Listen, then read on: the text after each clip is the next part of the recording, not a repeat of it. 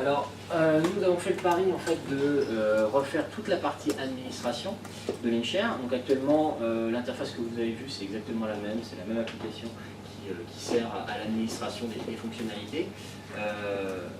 Les travaux qu'on a menés, qui sont encore en cours, hein, je vais vous montrer une version sur mon poste de développement, on a peut-être quelques bugs, c'est encore pas fini. Mais en fait, on a utilisé une nouvelle technologie, donc AngularJS, qui, elle, permet en fait la construction des applications du côté client. Donc on utilise une communication entre le client et le serveur qui est HTTP REST. L'intérêt, en fait, ça nous permet de construire des applications plus riches, plus souples, plus ergonomiques, plus intuitives pour l'utilisateur.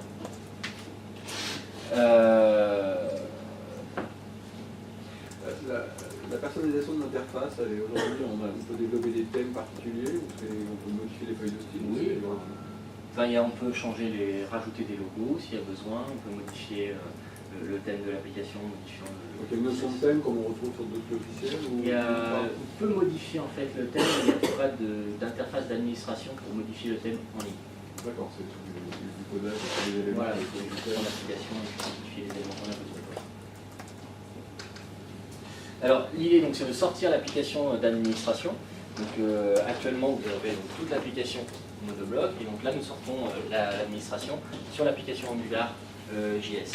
Donc on utilise des technologies, donc Angular c'est propulsé par Google, Bootstrap par Twitter. Donc on est vraiment sur les dernières technologies du monde JavaScript.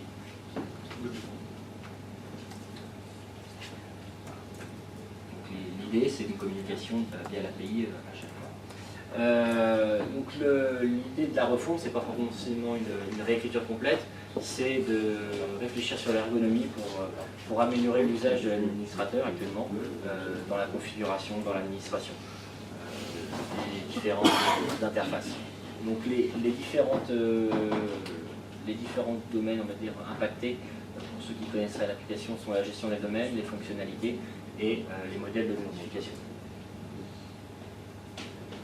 Donc là, typiquement, au niveau de l'administration, on retrouve maintenant un arbre avec la possibilité de créer les domaines que j'évoquais.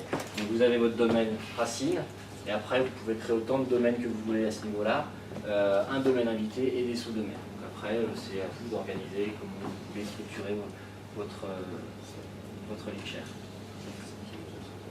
Si je vous montre un petit peu les travaux qui ont été faits sur la nouvelle IHM.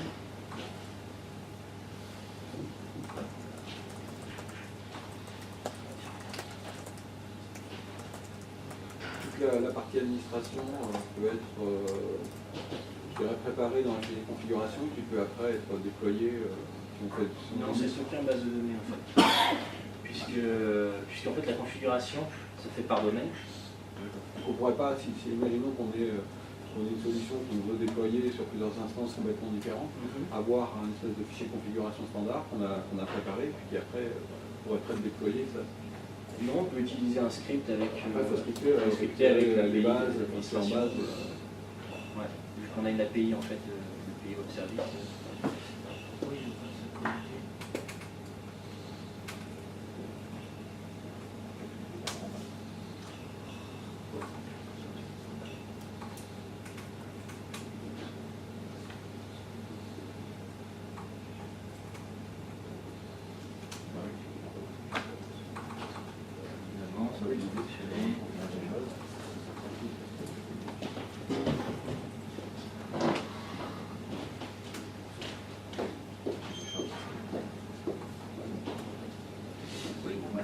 Ça ne va pas fonctionner.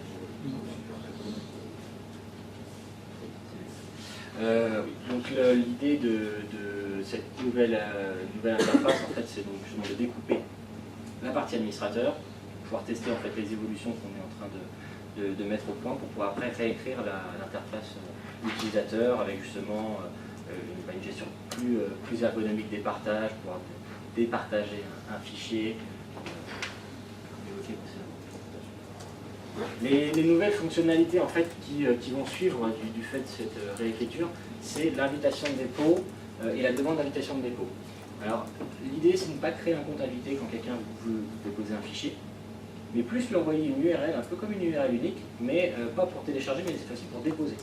Donc vous renseignez son nom, son prénom, son mail, le nom de document qu'il doit vous déposer par exemple, et vous envoyez l'invitation. Et donc la personne, elle est capable de, une fois qu'elle a le lien, cliquer, arriver sur un portail, déposer un fichier à votre attention dans votre espace. Donc ce qui évite la phase de création d'un compte invité en fait pour un usage ponctuel d'une semaine. Évidemment, le lien, la taille des fichiers, la durée d'expiration, tout est paramétrable. Donc ça, c'est des travaux sur lesquels nous sommes actuellement. Et la demande d'invitation de dépôt, en fait, c'est pour permettre à des utilisateurs externes de faire une demande pour obtenir une invitation de dépôt. C'est-à-dire que si vous ne voulez pas avoir, vous, être à l'initiative de cette demande, vous pouvez instancier, pour activer cette fonctionnalité, mettre en place le portail et les utilisateurs rentrent leur nom, leur prénom, leur mail, le mail de la personne à qui ils veulent envoyer un fichier et le motif évidemment de cette demande. Et donc vous n'avez plus qu'à accepter ou rejeter. Évidemment, il y a des filtres automatiques, un peu comme les filtres dans Outlook ou dans Thunderbird pour pouvoir automatiser l'acceptation de certaines demandes. Hop là. Donc voilà, donc vous avez l'accès par exemple au authentifié du partenaire sur la plateforme, il fait sa demande d'invitation. Il y a des règles de validation qui sont définies par l'administrateur. Et en cas d'acceptation, donc le partenaire externe, lui, il est notifié du refus ou de l'acceptation de l'invitation de dépôt, enfin de sa demande d'invitation de dépôt. Donc, évidemment, hop là, donc on a le rejet à droite, la validation à gauche. Donc, une fois que la demande d'invitation de dépôt est validée, on retourne sur le circuit classique de l'invitation de dépôt, c'est-à-dire que le partenaire se connecte via le lien qu'on lui a fourni, dépose le fichier à destination dépose le fichier en fait directement. Il n'a pas à se préoccuper pour qui il le dépose.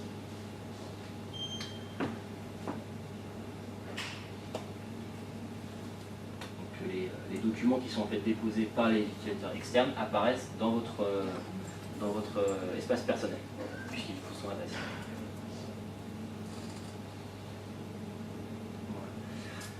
Donc, enfin, les grandes avancées prévues donc pour 2015, c'est la possibilité en fait, d'avoir un client lourd sur les plateformes Linux, Windows et Mac pour permettre de synchroniser en fait, votre espace personnel sur votre PC, avec évidemment un fonctionnement hors ligne et une synchronisation possible des documents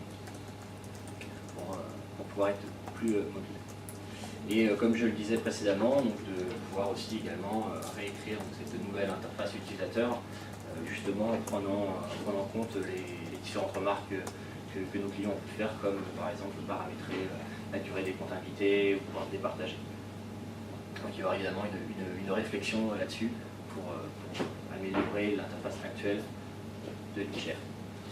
Petite question sur les quotas et les tailles de fichiers. On peut, dans le paramétrage, par typologie de fichier, imposer une taille maximum? Non. Non, c'est la taille définie par domaine en fait. Donc vous définissez en fait une taille par domaine, un quota par domaine. Et du coup, par domaine, ça veut dire que c'est une taille globale de l'ensemble de fichiers? Oui, là, je non. sais pas, si un utilisateur, si par exemple pour une application, je ne veux pas autoriser des fichiers de plus de 10 mégas par exemple, oui. je ne peux pas les filtrer. Si j'autorise 100 mégas sur mon domaine, bah, j'aurai des fichiers, mais je peux avoir un fichier de 100 mégas. C'est ça, vous pouvez avoir des fichiers de 0 à 100 mégas. Et évidemment, donc, une application mobile pour pouvoir consulter ces documents sur son téléphone ou sur sa tablette. Voilà. Donc l'idée est de se débarrasser en fait, de la IHM qu'on a actuellement et de passer sur les nouvelles technologies, donc AngularJS avec un côté l'administration, un côté les utilisateurs, ce qui permet de bien en fait, de découper les applications lorsque vous faites des déploiements plutôt complexes avec différentes zones, les zones d'administration, les zones utilisateurs, différents réseaux, de bien séparer les droits d'accès aux différentes applications. Même si en interne, il y a des droits d'accès qui sont contrôlés, bien sûr. Donc là, on retrouve en fait les différents éléments de compatibilité, donc avec les mobiles, les clients en messagerie et les clients SAP. Voilà. Alors après, pour les versions feuille de route, les versions qui arrivent, on a la 1.5.2 qui est sortie récemment, et on devrait avoir là un 5.3 qui arrive ces jours-ci, qui corrige quelques petits problèmes de compatibilité avec typiquement. Et donc là un 6.0 qui arrivera en même temps quasiment que la nouvelle IHM d'administration, qui proposera une gestion revue des modèles de notification, qui permettre en fait à chacun de pouvoir modifier, enfin chaque administrateur de pouvoir modifier finement tous les courriels qui sont envoyés par la plateforme IHM. Voilà. Une pause? Ouais. À moins qu'il y ait des questions, bien sûr. Le processus de qualification, évidemment, ça marche comment?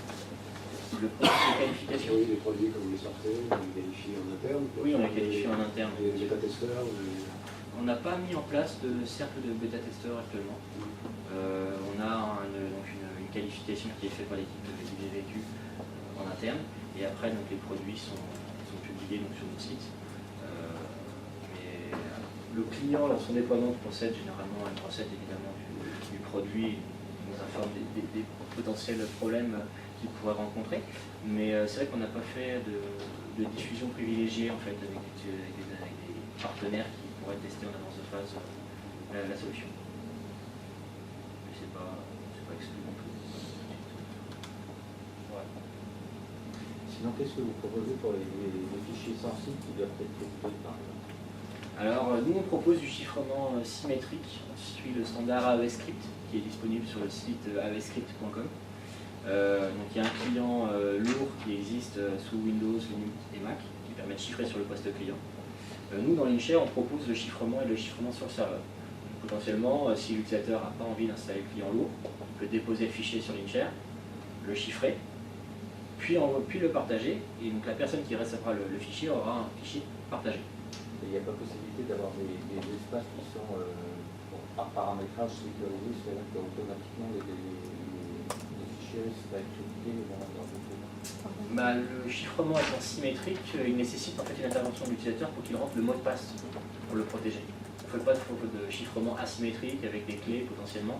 Donc on est obligé de demander à l'utilisateur un mot de passe. Puis évidemment les utilisateurs qui reçoivent évidemment un fichier chiffré ont la possibilité évidemment de déchiffrer avec le client lourd, mais nous on insère dans ce cas-là, dans la notification, un lien vers une applet, qui est client Java, que le destinataire peut télécharger, lancer et déchiffrer son fichier avec, sans avoir installé le client lourd. Donc pour des personnes qui ne seraient pas familières de l'application, elles ont l'information par laquelle le fichier est chiffré, qu'elles ont le lien vers l'application pour pouvoir le déchiffrer. Après il reste évidemment à l'utilisateur émetteur de communiquer son mot de passe, pour utiliser pour chiffrer le fichier. L'offre InShare est uniquement en mode SaaS ou on peut installer une alliance en interne? Alors vous pouvez l'installer chez vous, il n'y a pas de souci, tout est disponible sur le site. Nous on propose aussi des offres SaaS. Et après c'est vraiment une question de choix. Les data centers sont sur Europa. Non, ils sont en Ile-de-France, à Manille et à Meaux, je crois.